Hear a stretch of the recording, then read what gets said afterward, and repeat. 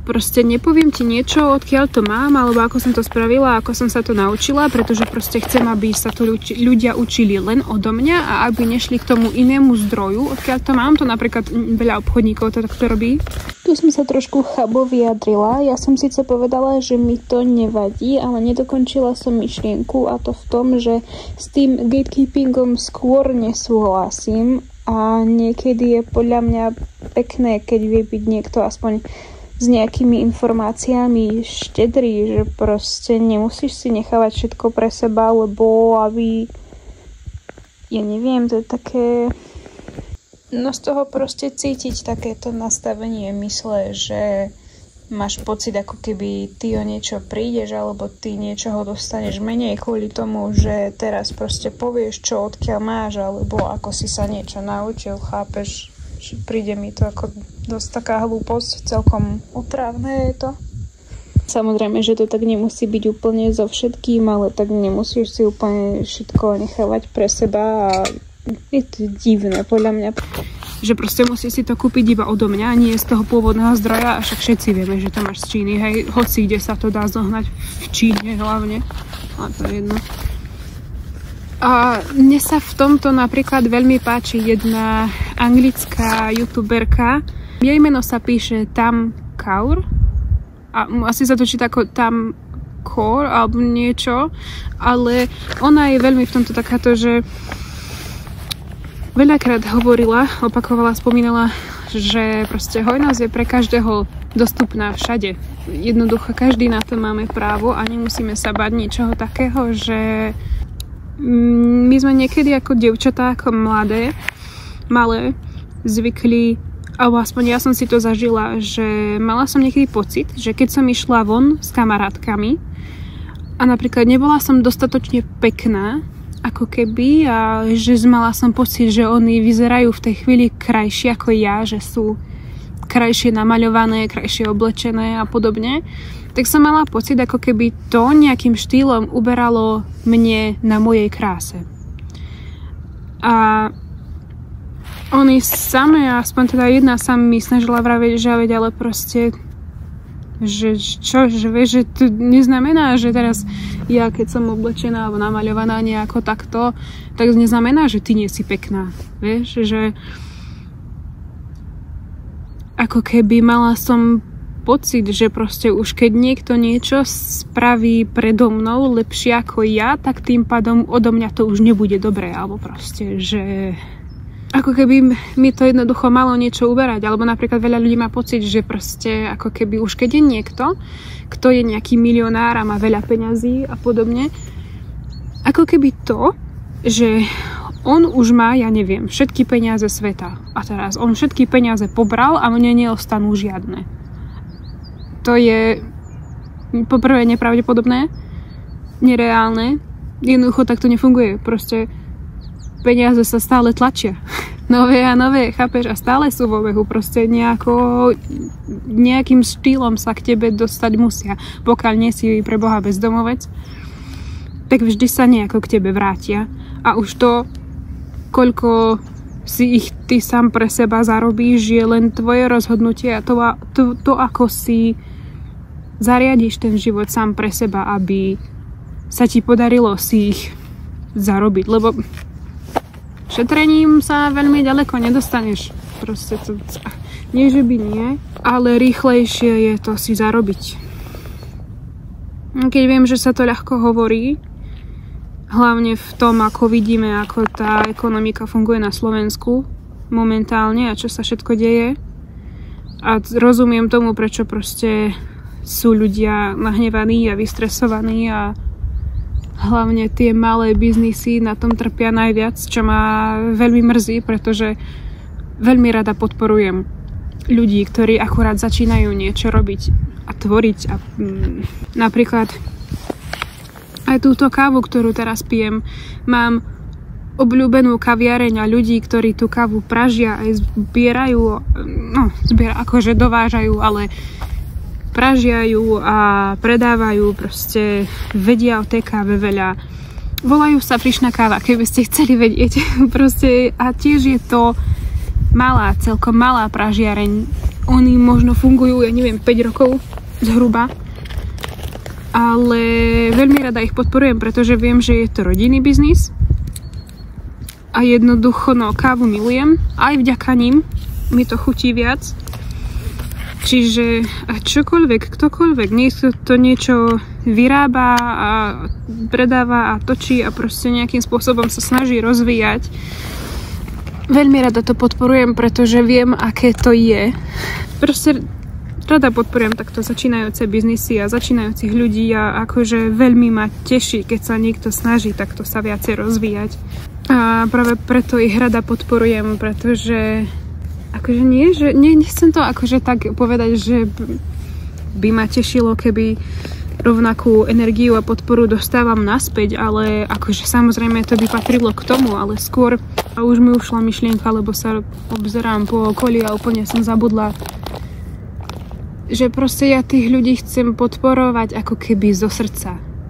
Že proste mňa to tak až zahrieva proste pri srdci a v hrudi, keď vidím, že niekto, ja neviem, vytvára nejaké produkty a chce ich predávať, alebo niečo točí, alebo čokoľvek, ako sa snaží tvoriť a rozvíjať viac.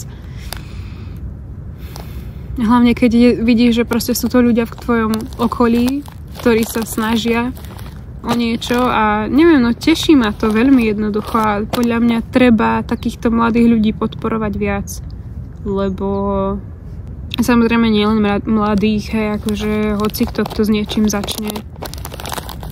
Podľa mňa je to celkom dôležité.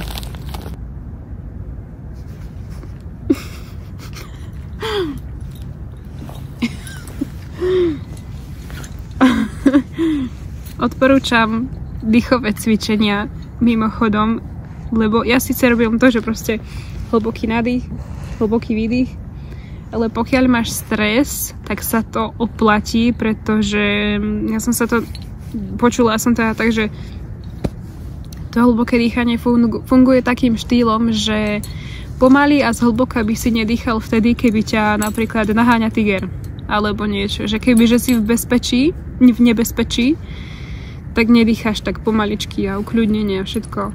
Čiže keď máš stres, tak proste a vieš, že reálne ti nehrozí nejaké nebezpečie, tak snaž to tak nejak úplne ukľudniť, si vyčistiť myseľ niečo, lebo to pomalé dýchanie ti vlastne naznačuje tvojmu telu, že si v bezpečí, že si v poriadku. Len som sa smiala, lebo ja väčšinou, keď sa takto nadýchnem a úplne sa uvoľním, tak zrazu úplne, že posýkam sa. Nedá sa to úplne všade na každom mieste. Co tu máš? Chodí podliaky zbierať pes. Čo ťa trafil? No. Idem čítať ďalej. Nech to aj dokončím, lebo no, som na tretej strane. No, že to nebude tak dlho trvať. Ak sa ti snaží niekto povedať, prečo by si niečo nemal robiť alebo nejako vyzerať, jednoducho na teba on sám projektuje svoje vlastné obmedzujúce presvedčenia. Samozrejme, netýka sa to situácií, kedy ubližuješ druhým ľuďom. Môžeš si síce vypočuť jeho názor, ak má z niečoho strach, ale nenechaj sa tým príliš ovplyvňovať. Ty sám vieš, aké veci ťa lákajú a zaujímajú a ak vieš, že potom túžiš a už len predstava toho ťa robí šťastným, zvedavým a naplňa ťa to, neboj sa dať šancu zvedavosti a nakloniť sa k nej. Takisto ako keď aj ty súdiš niekoho iného za to, čo robí, ako vyzerá, ako sa prejavuje, oblieká, aký je, pretože ti to príde trápne alebo ti jednoducho niečo na tom vadí. Opýtaj sa sám seba, prečo mi to vadí. A dookola si na to odpovedaj, až kým ti dôjde, že vlastne tebe niekto niečo v detstve povedal a naučil ťa, že je to zlé, alebo si kvôli tomu sám zažil niečo traumatické. Ak ti na niekom niečo vadí, ale nevieš hneď prečo, napriek tomu, že ten človek tebe ani nikomu inému vedome nejako neubližuje, pravdepodobne na neho ty sám projektuješ svoje obmedzujúce presvedčenia.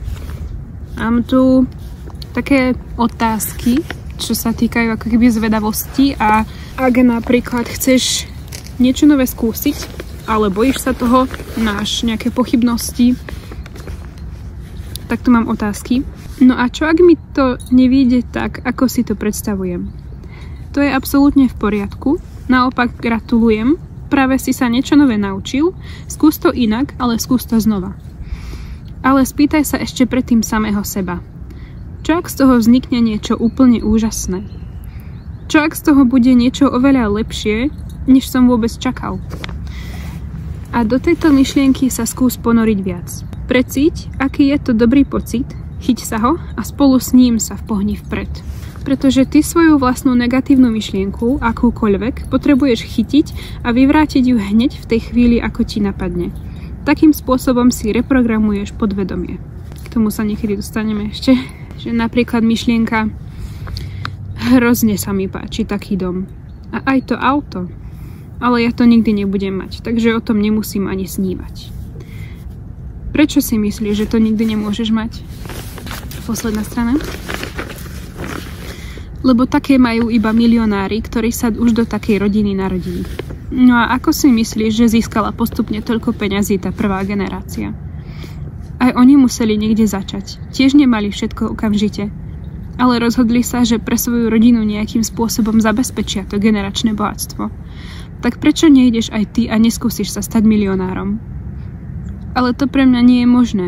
Nie som toho schopný, ani hodný a ani neviem ako. Poprvé, výhovorky. Klameš?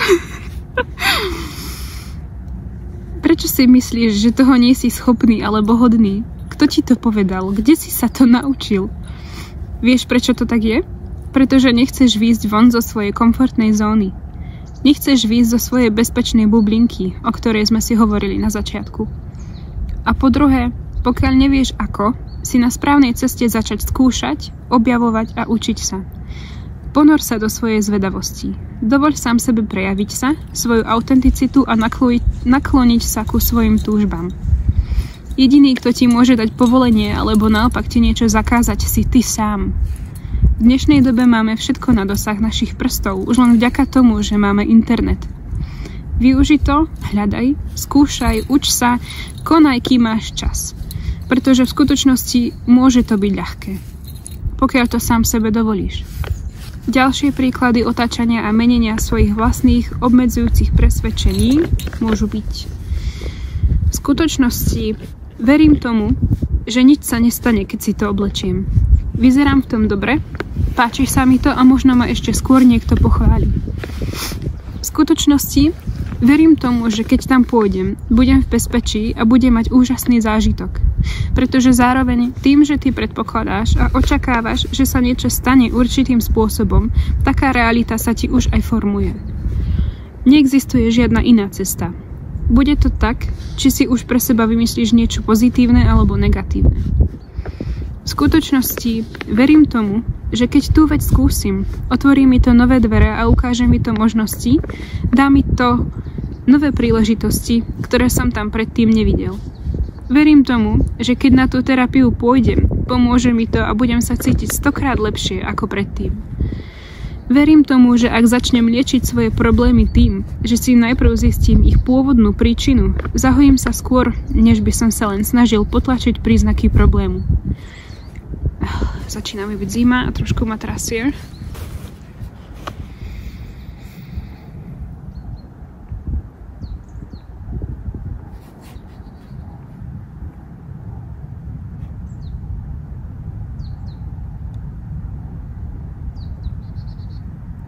Ako zrazu všetko stíchlo.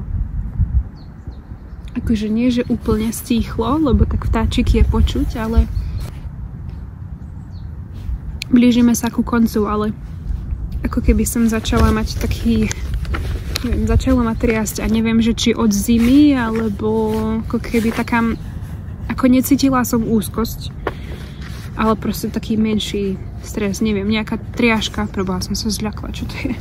Akože zima je, to je pravda, ale zase mi pomohlo to nadýchnúť sa, vydýchnuť a proste zatvoríš oči a iba počúvaš svoje okolie. A zrazu proste on takej, neviem ako sa to prekladá, proste slovíčko stillness z angličtiny. Ako keby všetko proste zastalo a spomalilo. A zrazu kľud.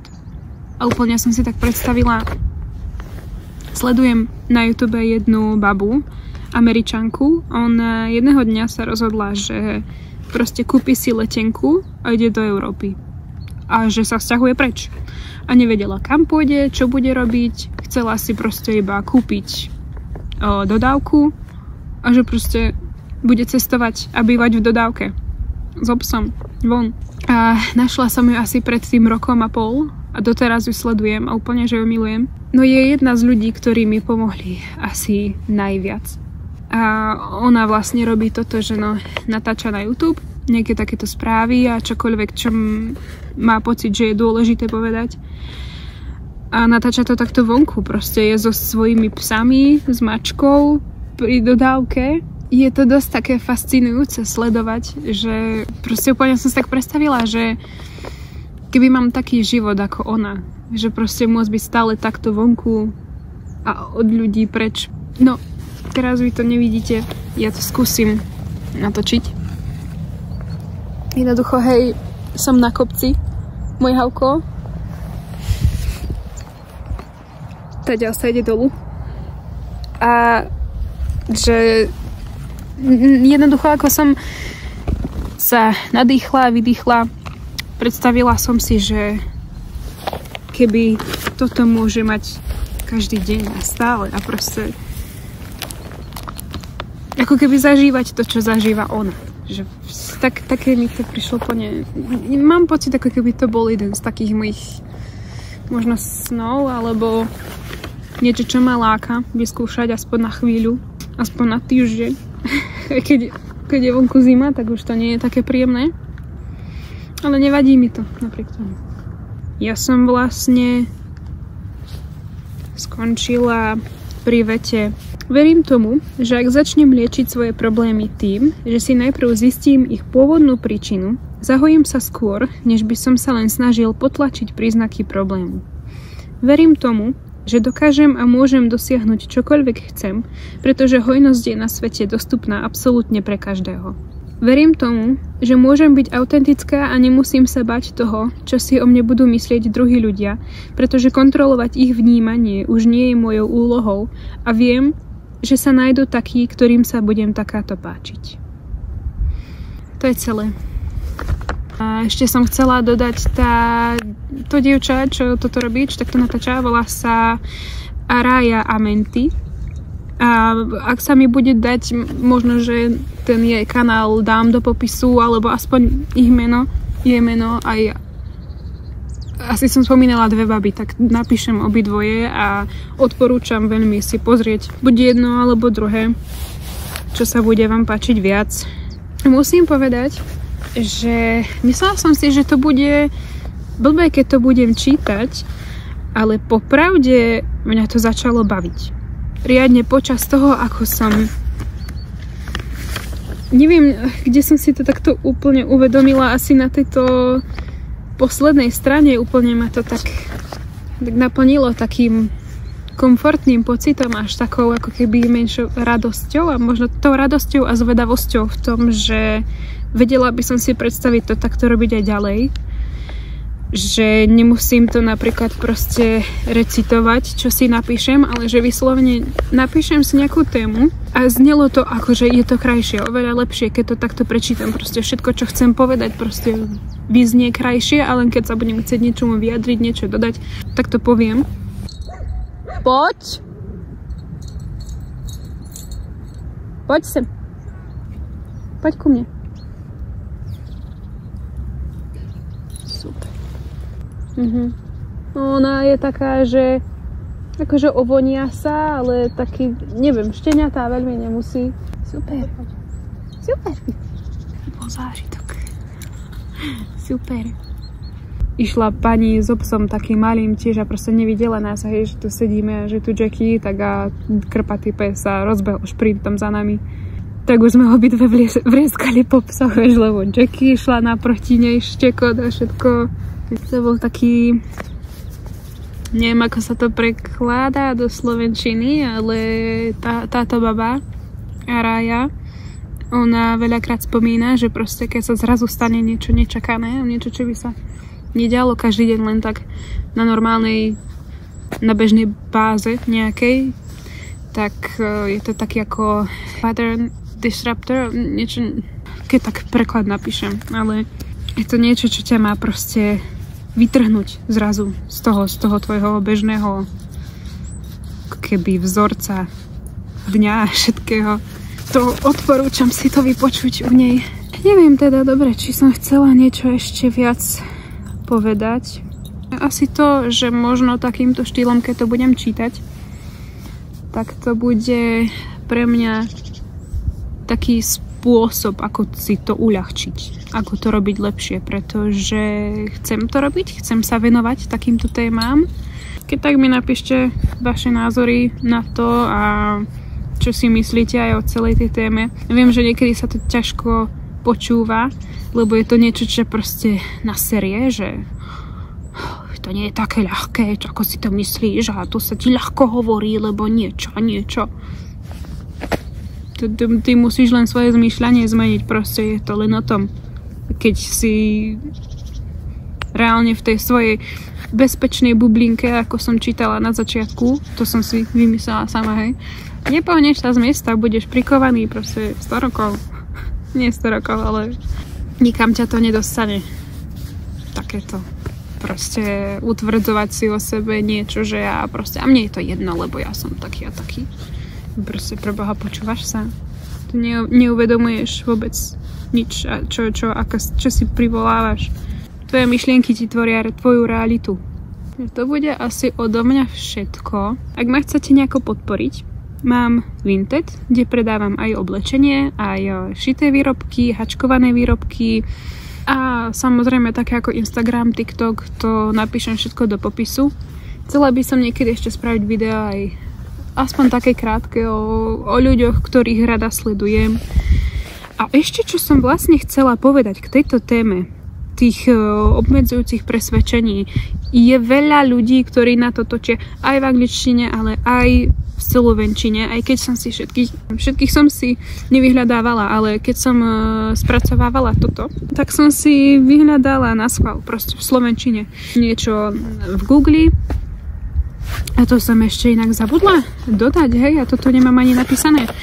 Ak by ste mi náhodou neverili, ako zmeniť tieto obmedzujúce presvedčenia, našla som si dokonca aj na Google, a to prehľad od AI, ako sa zbaviť obmedzujúcich presvedčení, tak sem dám screenshot a to si kľudne môžete stopnúť a prečítať.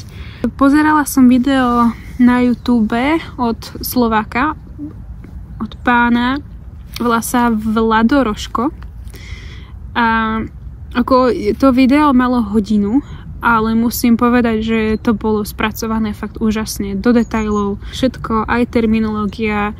Odporúčam si to pozrieť, ak napríklad proste nechce sa vám to pozerať v angličtine a zháňať si a neviem čo, tak možno, že sa pokúsim to jeho video alebo celý ten kanál dať do popisu. No, išla som natáčať video. Hej, mám zapnutý. Čau. Mám to zdokumentované. 38 minút. Dobre. Takže dám aj video, aj kanál, všetky kanály, všetko, čo som vravila, dám do popisu. Pripravila som si také pekné outro, že ďakujem za váš čas a vítam vás na spoločnej ceste zahojiť planetu.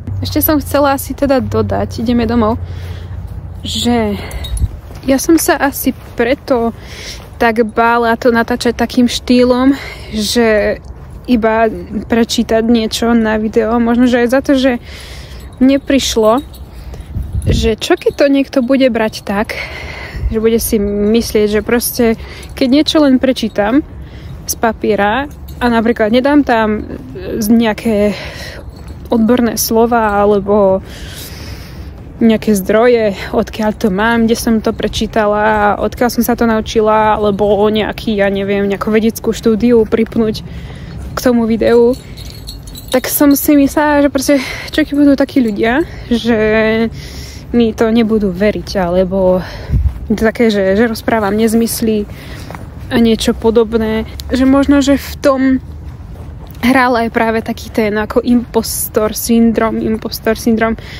že nemám, v podstate to znamená to, že nemáš pocit, že si nejaký dostatočný v tom, čo chceš robiť, alebo že si nie si na to nejako dostatočne skúsený alebo vzdelaný a dostatočne dôveryhodný človek, či ja viem, tak ako som si myslela ja, ako som mala pocit.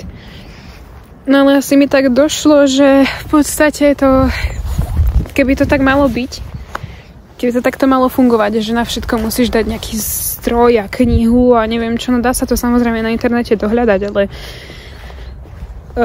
to by sme mohli rozprávať o všetkom, čo hoci kedy povieš, a kým ti na to nedám link na nejakú štúdiu, tak mi nemusíš veriť nič.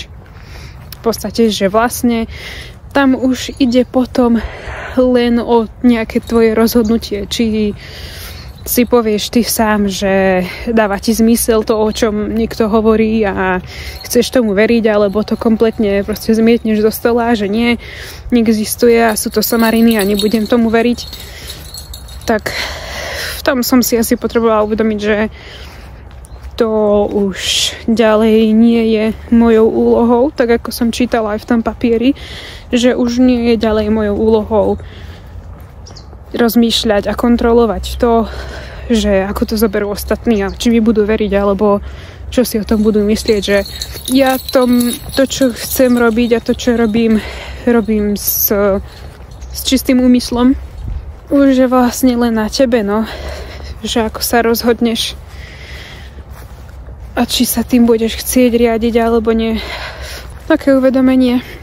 Ja musím povedať, že tým, že som išla von, je to oveľa lepšie takto natáčať. Tu je na strome nejaký... Tu vyzerajú ako 2 korunky, ktoré si niekto uplietol. Púpavové ešte v lete a tu ostali. Sranda.